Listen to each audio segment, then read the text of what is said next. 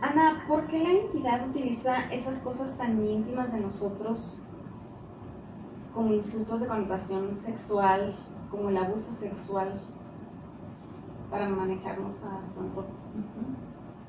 Como hablamos al principio, ¿verdad? En la introducción, la entidad se asegura de mantener ese vínculo tan estrecho, tan duradero, ¿no? Duradero, que quiere decir que puede la persona mantenerse en ese vínculo con la entidad por toda una vida, morirse e irse con eso, y entonces en la próxima vida todavía continuar con ese reconocimiento para entonces llevar a esa entidad a esa liberación, ¿no? Utiliza lo más íntimo de nosotros, entre ellos lo más íntimo precisamente es pues la sexualidad, ¿no? Como yo hablé al principio, como en estas películas vemos mucho cuando los exorcistas están pues tratando de liberar a esta persona de ese demonio, y el demonio comienza a hacer insultos de connotación sexual, ¿no? Empieza a provocar al exorcista, casi siempre es un sacerdote, acerca de la sexualidad, acerca también de la sexualidad de la misma persona, no de la entidad, de la misma persona. Empieza a hacer sonidos como que está teniendo sexo en ese momento, o que un niño o la inocencia está siendo abusada sexualmente. ¿Han visto ustedes estas escenas en las películas de exorcistas? ¿No? Yo la verdad no veo ese tipo de películas porque soy muy sensible. Yo antes sí, ahora ya no, sí te entiendo. Antes sí las veía, y mi pregunta siempre a la vida era, ¿qué tiene que ver lo sexual con la entidad, con el demonio, ¿no? Y por qué ese demonio sabe muy bien que este es un talón de Aquiles para ese exorcista. Hasta ahorita es que se me revela la respuesta. Aquí es donde la entidad precisamente aprovecha para traer a la persona que es abusada sexualmente a su dimensión, a la dimensión de la entidad, para crear ese vínculo duradero. ¿Por qué? Recuerden, una persona que es abusada sexualmente, independientemente si hay penetración o no, ¿verdad? Simplemente con que sea un abuso que ya tenga una connotación o un contenido sexual, ya la persona se va a sentir traspasada, porque la sexualidad está totalmente relacionada y vinculada con nuestra dignidad, nuestra verdadera dignidad. De ahí a, como yo les decía, a que la humanidad en este tiempo, ¿no?, está muy desequilibrado, o el nivel de conciencia no es muy elevado, y que ven el sexo de una manera más como algo físico, no como una experiencia del momento, pues eso es muy diferente. Pero en realidad lo que yo les decía a ustedes es que la sexualidad es lo más íntimo de nosotros. Cuando nosotros ya tenemos, ¿no?, esta relación sexual con la persona, es porque nosotros le estamos confiando esa dignidad, nosotros estamos confiando que esta persona va a poder recibir, va a poder valorar con la misma dignidad, va a poder recibir con la misma dignidad el tesoro de dignidad que yo le di a esa persona con ese acto sexual. Yo sé que hoy en día, ahora yo hablo de los valores, ¿no? Este lenguaje ahora humano, yo sé que hoy en día esos valores ya casi que se han perdido, lo sé. Y las personas, cuando hablamos de la dignidad o de esos valores en cuestión de este tema, sonamos como cursis, como exageradas, pero verdaderamente desde nuestro verdadero origen, nuestra dignidad se basa y comienza humanamente en nuestra sexualidad, cómo somos, cómo nos proyectamos, cómo expresamos esa sexualidad, tanto en mí misma como en otra persona. Si se fijan, la persona o las personas que son abusadas sexualmente, independientemente que haya habido una penetración o no, ya con el hecho de que este abuso haya tenido algún tipo de connotación sexual, de contenido sexual, aunque sea, fíjense, aunque sea un nivel psíquico o energético, porque hay ese tipo de abusos, créanme, no tiene que ser físico el abuso, pero les digo, hay líneas que son tan sutiles que las personas que somos más sensibles sabemos reconocer esas líneas. No hacen falta nuevamente los sentidos físicos, que son las palabras, la vista, algún gesto, nada de eso para poder nosotros identificar ese traspaso de la persona. Traspasó mis límites, traspasó mi espacio, ya irrumpió en lo más íntimo y en lo más puro de mí. Existe ese tipo de lenguajes. Entonces la persona también puede hacer ese tipo de abuso con connotación sexual. Ya una vez que se da este abuso, ¿no? Vamos a hablar de una manera más clara, como tú mencionabas antes de comenzar a grabar el video, Roxana. Ya la persona se siente traspasada en lo más íntimo, en lo más puro de esa persona, ¿no? Que es su dignidad, su verdadera dignidad. Ya una vez habiendo traspasado en lo más íntimo, que es lo más verdadero, lo más auténtico, por lo tanto lo más vulnerable de la persona comienza a sentir que su seguridad ha sido quebrantada. Ya una vez la seguridad de la persona es quebrantada, la persona se debilita, si se fijan, la persona ya está fracturada, la persona ya no está presente en ella misma, porque nuevamente la persona ya nada más está viendo, cuidándose de que otra persona no le haga, por todas partes. sí, que no le haga daño. Sí, Otra eso. vez. Entonces, tomando en cuenta que la debilidad es distracción, porque la persona no está presente, la persona está afuera de ella, tratando de sentirse segura, de encontrar seguridad. La debilidad es distracción, y la distracción es la entidad, como habíamos mencionado en los primeros videos, ¿se acuerdan? El miedo es distracción, y la distracción también es debilidad, y la debilidad es también entidad, porque nos distraemos. Entonces esto nos hace vulnerables, otra vez. Si no nos sentimos seguros, nos hace vulnerables. Entonces, el sentirnos vulnerables, como decía Roxana, esto le garantiza a la entidad que vamos a estar de una manera permanente hasta que la persona no elija nuevamente darle conciencia a esta entidad. Nosotros vamos a estar permanentemente en la dimensión de la entidad, por lo tanto, sometidos permanentemente por la entidad. ¿Se fijan por qué razón es una seguridad para la entidad utilizar el abuso sexual para asegurarse el sometimiento de esa persona? Cuando una persona es abusada sexualmente, nuevamente su dignidad se ve quebrantada, ¿no? Y de manera que es muchísimo más fácil ahora humanamente que la persona pueda ser también quebrantada. ¿Se fijan? Su dignidad, su autoestima, su valor como persona también tiene mucho sentido. Entonces esa persona pues humanamente va a elegir maestros que son parejas, ¿no? Relaciones que seguramente la van a maltratar, seguramente, y no tiene que ser un maltrato sexual, sino le van a ayudar a la persona a reconocer esa dignidad, le van a ayudar a la persona a reconocer que su dignidad está quebrantada de muchas formas. Esa es la entidad nuevamente. Entonces, ya una vez que se da este abuso, esta violación, la persona que fue violada, que es la víctima, pierde otra vez, al perder su dignidad, libertad, al perder su dignidad, también pierde todo poder de ella misma, pierde su identidad, para entonces entregársela al abusador, a esa persona que la violentó, que la traspasó. Un ejemplo también muy humano. Mientras esta persona no perdone completamente a su victimario, a este abusador, ella lo carga por todo ese tiempo, de ahí hasta que perdone. Ese abuso sexual ya tiene un impacto en su vida, tanto como persona, como en el nivel profesional, en el nivel también monetario, como padre de familia también, como persona en general. Ya la persona tiene ese recuerdo, ese trauma, y al tener ese recuerdo y ese trauma en el presente, en cada día, en cada momento presente, también está cargando a su victimario. ¿Se fijan? Ahí ese vínculo, esa relación entre víctima y victimario, humanamente hablando, está, hasta que la persona elige liberar ese trauma.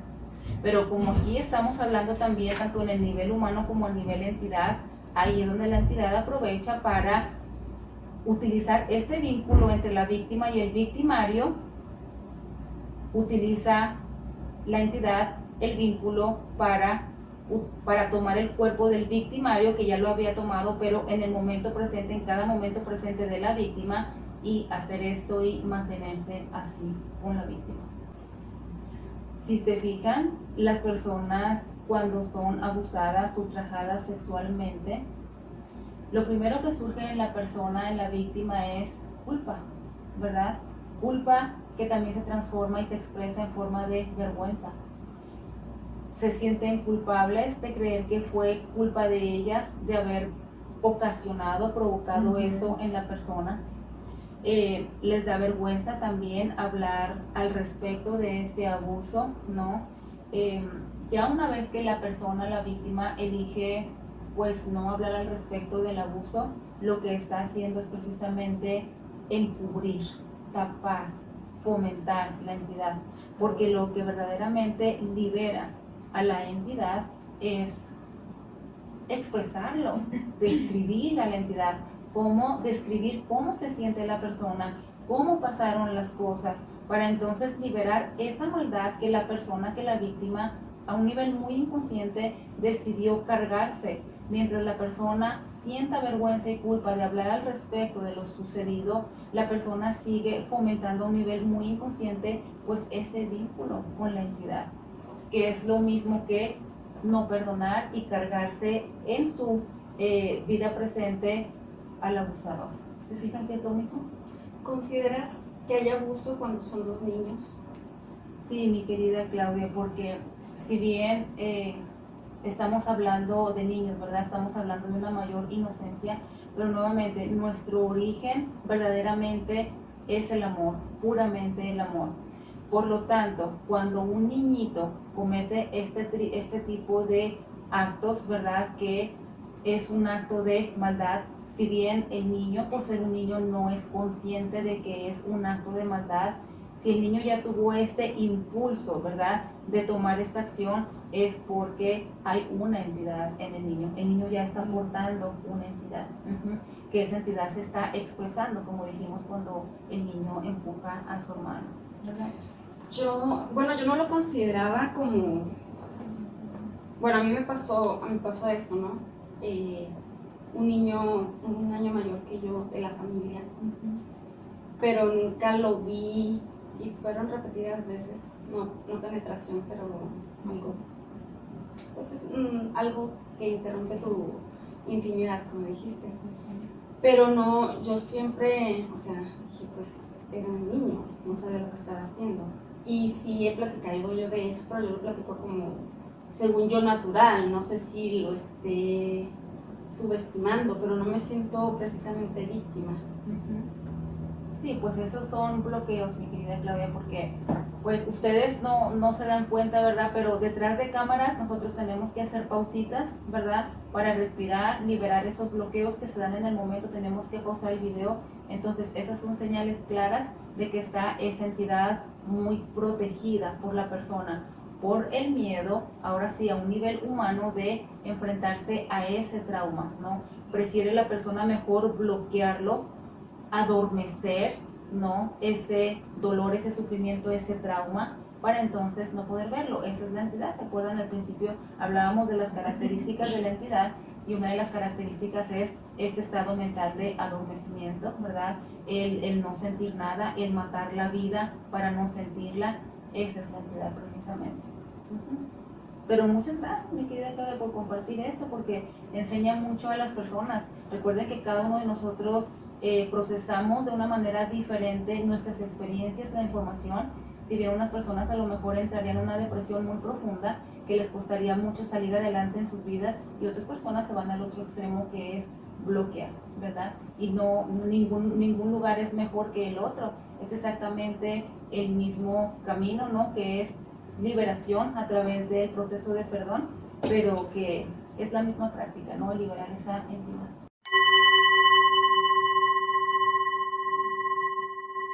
El comentario de que hay, digamos, un abuso o un traspaso no solamente físico a nivel sexual, sino también energético. ¿Podrías darnos algún ejemplo concreto de cómo se puede evidenciar? Porque siento que a veces creemos que somos como intocables, ¿no? Si estamos en este mundo espiritual y que solamente es físico, es carnal, ¿no? La manera en cómo nos pueden afectar. Me encanta, mi Roxana, tu pregunta en tiempo perfecto. De verdad me encanta. Desde aquí va.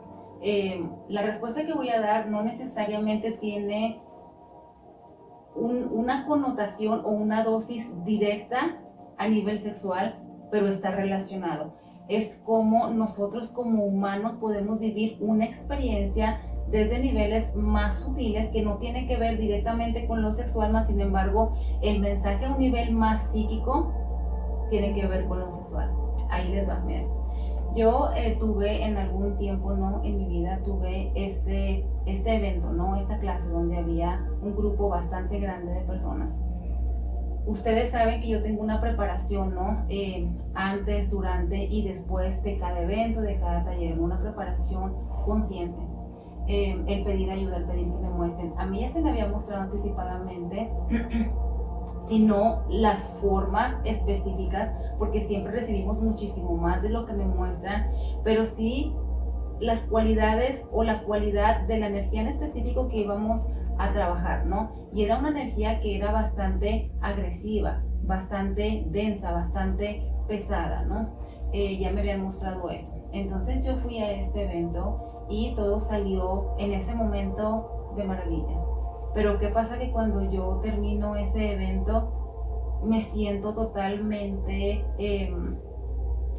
cubierta, ¿no? Y también saturada, me sentía pesada por esta energía de culpabilidad. Me sentía terriblemente culpable, a pesar de que todo había salido muy bien. ¿Se fijan? A un nivel externo todo se miraba perfectamente bien, pero yo estaba cubierta de una culpa tremenda que yo comenzaba, ¿no? Desde mis dones comenzaba a expandirlos para poder identificar paso por paso durante el evento qué había hecho yo mal, porque en mí se sentía como que yo había hecho un mal tan extremo y tan terrible, y yo con mi afán de querer liberar esta culpa, de entenderla, era como ir punto a punto. Cuando yo me caché haciendo esto, que fue segundos, ¿no? Que yo no hago esto, pero me caché haciéndolo, hice la pausa, respiré y dije, corazón, mi corazón me lo va a decir todo.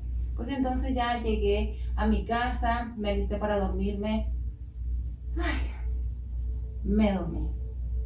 Tuve este sueño totalmente lúcido, donde yo literalmente, los sueños lúcidos es cuando hay una diferencia muy pequeñita entre este estado de ahorita, ¿no? Que estamos aquí hablando, y el estado de sueño, ¿no? Profundo de sueño. No se sabe qué es la realidad, no se sabe si estaba dormida, esto lo viví, o si pasó verdaderamente. Entonces, yo literalmente en el sueño que estaba teniendo me despertaba, yo estaba dormida y me despertaba, ya era momento de despertar. Y cuando me salía de mi cama, ¿no? Me iba a la cocina para agarrar agua, y cuando me doy cuenta, la puerta de la entrada estaba entreabierta. Yo vivo sola, entonces imagínense eso en el sueño, en la vida real, pero en el sueño me está mostrando claramente lo que significa o significaría eso para mí si me pasara como ser humano. La puerta estaba como tanto así de abierta. Entonces, mi primera reacción en el sueño, que mis sueños siempre ahora ya tienen toda esa conciencia, yo me hago estas preguntas conscientes en el sueño. Yo veía esa puerta entreabierta y yo me decía a mí misma, Ana, conociéndote, tú no dejarías la puerta abierta. En primero, porque vives sola y yo tengo mucho cuidado de eso. Y en segundo, porque la puerta donde yo vivo tienes que cerrarla por fuera con el seguro. Por dentro con el seguro. Gracias. Por dentro con el seguro. Entonces, no hay forma de que yo entre y no le ponga el seguro. Siempre se lo pongo. Pero mi primera reacción en el sueño es, ¿será que no le pusiste el seguro? Pero mi ser me decía que yo sí le había puesto el seguro a la puerta. Entonces son significados muy específicos.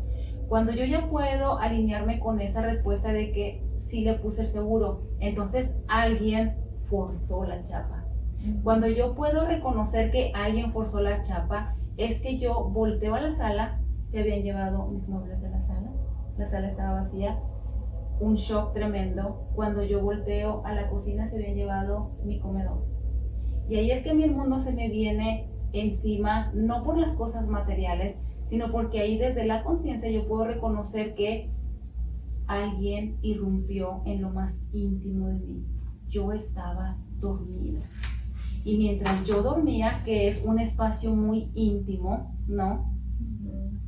Alguien se metió a mi casa, pudo haber hecho conmigo lo que quiso, gracias a Dios no lo hizo, pero pudo haber irrumpido en lo más íntimo de mí. Se llevó los muebles y para mí eso fue como, wow, son muebles, compro otros, pero estaba en un espacio muy íntimo de mí, estaba dormida. Como que ya ese espacio para ti no representa tanta seguridad como antes de ese acto, ¿no? Sí, porque hablábamos de la vulnerabilidad. Cuando uno está dormido, se supone que uno está dormido porque está confiando que está seguro, ¿verdad? Seguramente una persona, no un indigente que ya está más acostumbrado, más aclimatado a dormir en las calles, pero una persona que se queda sin hogar y que por primera vez tiene que dormir debajo de un puente, esa persona no va a dormir en paz, ¿verdad? Esa persona va a tener muchísimo miedo, no sabe qué esperar. Fíjate que ahorita haces tú la conexión con el sueño y realmente es en el momento donde estamos vulnerables, ¿verdad? Al 100%. En un curso que yo hacía era la prevención del abuso infantil, Wow. nos daban, ¿no?, los perfiles y como los momentos más vulnerables de los niños. Y en todo momento, todo llegaba a la misma, a las horas del sueño. ¿Verdad? Y ahí yo entendía por qué el miedo de mamás de que te quedes en otras casas, Eso. el miedo de algunos niños de dormir solos, ¿verdad? Sí. O la dificultad de adultos Ajá. para dormir, porque vienen esos miedos inconscientes, porque a lo mejor sucedió, tú estás muy chiquito y no te acuerdas ni siquiera, pero sucedió y quedó la marca allí, quedó ese vínculo que llamas tú, ¿no?, con esa entidad. Pero definitivamente el sueño es donde estamos desprevenidos y es donde también ese momento de esas entidades apoderarse de nosotros porque estamos fuera de nuestro control. Exacto, porque se supone que, por eso es que las personas que tienen insomnio no duermen porque no están confiando, están tan llenos de trauma, tan saturados de trauma que no están confiando y eso es, obviamente, es muy natural, ¿verdad? Una persona que no ha liberado ese trauma no va a confiar, por lo tanto, su sistema nervioso va a estar totalmente activo, alerta. ¿Tiene sentido? Yo les dije a ustedes que al principio pareciera que no tiene sentido, pero para que vean que sí, no, ustedes son súper buenas aquí. Bueno, entonces, ya una vez que yo estoy viviendo el impacto en ese sueño, el mismo impacto me despierta. El saber que yo fui irrumpida en lo más íntimo de mí. Cuando ese impacto me despierta, lo primero que yo hago es comenzar a respirar conscientemente y venir a mi corazón, que es lo que yo enseño. Yo me quedo ahí, así, en la cama y respiro, pidiendo ayuda. ¿Por qué? Porque una persona que está teniendo un sueño muy extremo, una pesadilla, necesita tiempo, y una vez que abre los ojos, necesita tiempo para integrar conscientemente todos sus cuerpos. ¿Sabían esto? Si se fija, una persona que despierta de una pesadilla, despierta manoteando y gritando y hasta que no haces contacto, ¿no?, ojo con ojo, ¿verdad?, y le dices, estoy aquí, la persona es que reacciona y hace esto, ahí sus cuerpos vuelven a integrarse conscientemente. Qué padre, ¿verdad?, hablar de esto. Entonces yo trataba de hacer esto para traer todo mi ser aquí en presencia y no levantarme con ese susto, con ese impacto. Entonces lo hubiera hecho separada de mis cuerpos. Y pues ahí no es una manera bonita de comenzar el día, ¿verdad? A mí siempre me gusta comenzar el día lo más consciente que se pueda. Y una vez que estoy ahí respirando, pues entonces, nuevamente, el amor incondicional en esa respiración profunda y en esa conexión profunda ya en mí, me lleva al pasado. Cuando yo era niña y tenía como 5 años, 6 años, yo creo que eran 6 años, 7 años máximo. Yo fui criada de abuelitos, ¿no? Mis abuelitos me criaron. Y entonces recuerdo que esa noche en el piso porque éramos muchos nietos. Estábamos dormidos en el piso y mi abuelito estaba a un lado de mí y yo era una de las que estaba dormida en el piso. Unos estaban en la cama, en los sillones y otros en el piso, ¿no? Y yo recuerdo que en la madrugada de la nada, otra vez, seguramente era mis dones, mi intuición, yo abro los ojos de la nada. Yo no estaba soñando feo, yo abro mis ojos y lo primero que veo, que es enfrente de mí la puerta de la calle abierta de par en par. Y yo cuando veo eso, imagínense siendo una niña, yo lo primero que hago es lo que les decía, ¿saben? Asegurar el rebaño. Yo hice esto, no me acordaba de esto hasta ahorita. Yo veo que todo el mundo esté completo y sano. Cuando yo veo que todo el mundo está completo y sano, yo hago esto como que, ay, y después de que hago esto es, y entonces, ¿para qué entraron? Y veo que se llevaron el estéreo. El estéreo era, yo creo que lo único valioso que había en la casa de mi abuelita porque éramos muy pobres, ¿no? No cualquiera tenía estéreo en ese tiempo, eran esos estéreos grandotes. Entonces se lo llevaron, ¿no? Cuando yo veo que se llevaban el estéreo, ahí otra vez me entra este miedo de nos pudieron haber hecho algo muy malo. Éramos muchos niños con 2 abuelitos, con 2 viejitos, imagínense. Entonces lo otro que me llegaba así era que seguramente alguien que nos conoce fue que se llevó el estéreo, puesto que no tuvo la intención de hacernos daño, solamente de llevarse el estéreo. Entonces yo despierto a mi abuelita, pues se llevaron el estéreo. Y mi abuelita inmediatamente, ella era todo un personaje, ¿no? Se levanta y su estéreo era su querer, porque era lo único valioso en esta casa. Entonces se levanta y lo primero que ella hace es salir a la calle. Y cuando yo veo que ella sale a la calle, yo digo, tengo que ir con mi abuelita nuevamente para protegerla, una niña de 6 años, ¿no? Tengo que ir con mi abuelita para protegerla. Enfrente de la casa de mi abuelita está el kinder y está la escuela primaria a las que yo fui, enfrente, cruzando la calle. Entonces ahí había un velador, él cuidaba la escuela, ¿no? Toda la noche. Mi abuelita fue, yo le digo, voy con usted, abuelita, fue a hablar con el velador para preguntarle si él había visto, escuchado algo extraño. Pues el velador obviamente no, pues porque estaba dentro de la escuela. Pero el velador salió, ¿no? Y afuera en la puerta de la escuela, hablando con mi abuelita, ellos dos, platicando de lo que pasó y de las tragedias. Ya una cosa lleva a la otra, ¿no? Una tragedia lleva a la otra. Ellos dos, siendo adultos, platicando, yo empecé a escuchar muy claramente unos gemidos de mujer. Y cada vez los escuchaba más fuerte y entonces al escucharlos como siempre yo de niña, volteo a ver a los adultos. Primero al velador, sigue platicando con mi abuelita, luego mi abuelita sigue platicando con el velador, no están escuchando nada yo. Entonces en mi imaginación, sigo escuchando, nuevamente, no escuchan nadie, sí escucho, esto es verdadero. Empiezo a escanear adentro de la escuela, oscuro, de noche, no veo nada extraño. No veo nada extraño en la oficina del velador, nada. Se escuchaba que era una mujer que estaba teniendo relaciones sexuales. Y yo me asusté porque pues yo siendo niña, no sabiendo nada de eso, no sabía si la persona estaba sufriendo.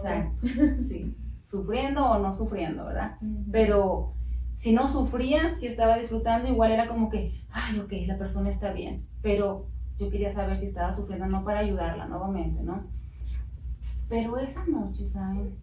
Desde entonces, teniendo yo 6, 7 años máximo, yo tenía esta pregunta a la vida, a Dios. ¿Qué relación tiene el que se hayan robado el estéreo con los gemidos de connotación sexual? ¿Qué tiene que ver el sexo con esto?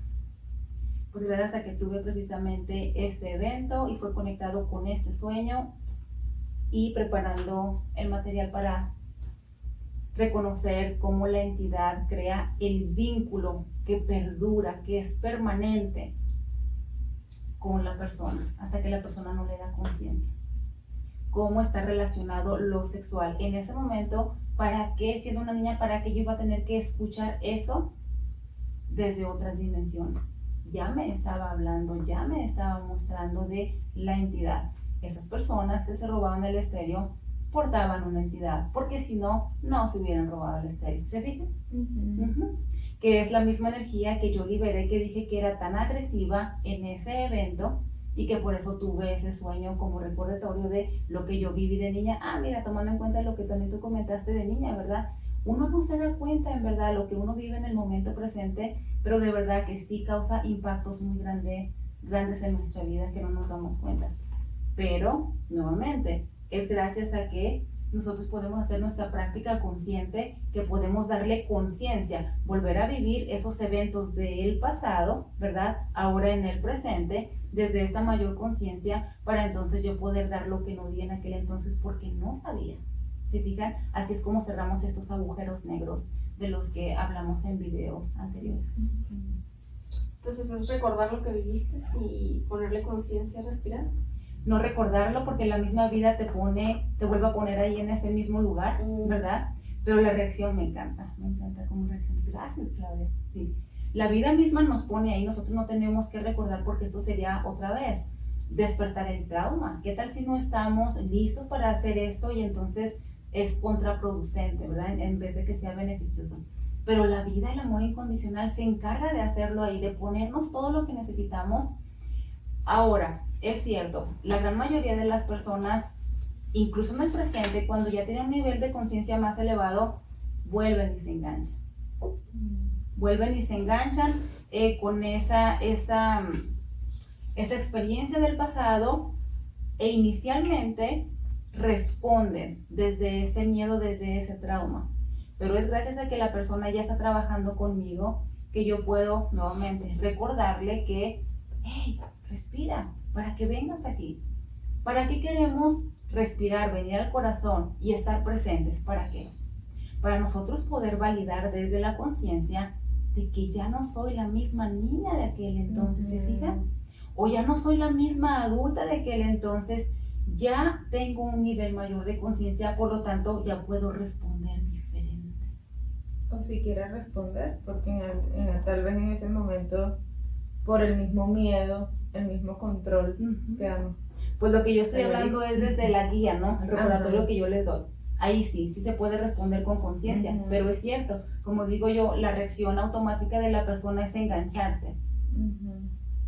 Ustedes lo viven conmigo también, ¿no? Como viene este recordatorio de mí y ustedes vuelven y regresan y se alinean y dicen, uy, es cierto, ¿verdad? ¿Cómo me pierdo? ¿Verdad? ¿Verdad? Sí. Lo que estoy entendiendo es que dices que no necesitamos recordar el evento que de cierta manera nos va a traer, o sea, como dicen, tropiezas con la misma piedra varias veces. Aunque por decir, antes un abuso sexual puede ser otra clase de abuso o donde te sientas forzada, no validada o algo así, entonces ahí es donde puedes poner conciencia y se resuelve la cadenita. Sí, mi hermosa, porque lo que tú acabas de decir nuevamente, aquí están los diferentes niveles de conciencia. ¿Saben que estos son mis lenguajes? Yo me deleito cuando yo estoy aquí, de verdad. Ahí va. En esa experiencia que se vivió humanamente, terrenalmente, desde siendo un humano físicamente, desde el cuerpo mental, incluso el emocional, el físico, esos tres, mental, emocional y físico, se vive desde un nivel de conciencia, desde una percepción específica, a un nivel más humano. Más sin embargo, a un nivel psíquico, ahí es donde se encuentran estos niveles de conciencia, que es el trabajo que yo hago con ustedes. Ustedes comienzan a trabajar conmigo y es como pelar la cebolla, quitarle las capitas a la cebolla, literalmente. Que cada vez vamos más profundo en esa liberación para entonces regresar a nuestra plenitud, a ese reconocimiento de que, yo ni siquiera era esto, estaba cargándolo como forma de trauma, pero solamente era energía saturada que yo no estaba lista para ver, por eso es que formaba la entidad, pero ya con este trabajo que vamos quitándole cada capa a esa cebolla, queda lo que soy yo, que es ese núcleo, que es esa verdad que yo soy. ¿Se fijan? Entonces, sí, mi querida Claudia, puede uno vivir una experiencia que no tiene nada que ver con lo sexual, como mi sueño con los muebles, pero como si está relacionado con lo sexual. Lo que pasa es que la psique trabaja de formas tan... ¿Recuerdan como yo les había dicho que la mente tiene de verdad una capacidad infinita de crear? Entonces, si nosotros no somos seres conscientes, nuevamente, no vamos a tener una mente por lo más seguro entrenada y la mente se va a dispersar, va a crear estas situaciones, relaciones. Estas realidades distorsionadas. Pero sí, dije relaciones, ¿verdad? Me encanta, sí, relaciones. Bueno, ¿ustedes tienen alguna pregunta al respecto? ¿Sí se entendió esto, mi querida Claudia? ¿Sí? Te quedaste muy pensativa. ¿Qué te dio esto? ¿O qué no te dio? No, pues fue, o sea, si está, con lo que contestaste, estabas validando lo que yo entendí, ¿no? Entonces sí está bien. Sí, está bien. Bueno, sí entendí. Sí. Es que todo tiene que ver, si se fijan, ahora sí voy a hablar del núcleo. Este es el núcleo, que es la dignidad. Este es el núcleo, ¿verdad? De aquí de la dignidad hay muchas ramitas. Sexualidad, robo, fraude, infidelidad, abandono. Imagínense. Pero el núcleo es la dignidad. Es la verdad de uno, es lo más puro de uno, lo más íntimo. Entonces, al yo vivir una infidelidad, al yo vivir un robo, como fue con el estéreo, ¿no? Como fue mi sueño. Y así vamos por cada ramita. Si bien la situación, la etiqueta es diferente, pero el impacto va a donde mismo, que es a esa dignidad, a ese ultrajo, ¿se fijan? A ese ultrajo. ¿Y la dignidad sería de cierta manera nuestra intimidad? Sí, es lo mismo. Sí. O sea que en pocas palabras la esencia o el target de todas las entidades por la vía que sea es trastocar nuestra dignidad. Exacto. Sí. O sea Todo a es través la de un dignidad. robo, sea a través de un ultraje, sea a través de una estafa, de una infidelidad, de un engaño, de la manera como lo queramos presentar, pero siempre van a ir tras nuestra dignidad. Exacto, todo es la dignidad. Porque la dignidad, estoy hablando de la dignidad verdadera, que es la divina. Todo comienza con la dignidad, el reconocimiento de nuestro ser divino, que acuérdense que es ¿qué? Es pleno, es puro, por lo tanto es digno. Cuando hay dignidad, no hay culpabilidad. La culpabilidad es donde nace la entidad. ¿Se fijan? ¿Tiene sentido ahora? Si hay dignidad plena, pura, si hay reconocimiento de la dignidad, no hay cabida para la entidad. Ahora, humanamente, voy a explicar esto humanamente. Una persona que reconoce su dignidad, no, yo les decía ahorita, seguramente las personas que me escuchen van a decir, Ana, eres bien aburrida, eres bien exagerada. No, esto es dignidad. Una persona que reconoce su dignidad no tiene por qué elegir en su vida como ser humano experiencias, al menos a un nivel consciente. Conscientemente siempre las estamos eligiendo para aprender, pero al menos a un nivel consciente no tiene por qué elegir esos maestros o esas experiencias que la lastimen. ¿Se entiende? Porque no hay necesidad. La persona si reconoce su dignidad, ¿para qué entonces atraer un maestro que le recuerde su dignidad? Si la persona ya está reconociendo su dignidad. Nosotros atraemos a los maestros que necesitamos porque hay una necesidad de nosotros de reconocer qué es aprender. Pero si no está esa necesidad, entonces ¿para qué? ¿Se entiende?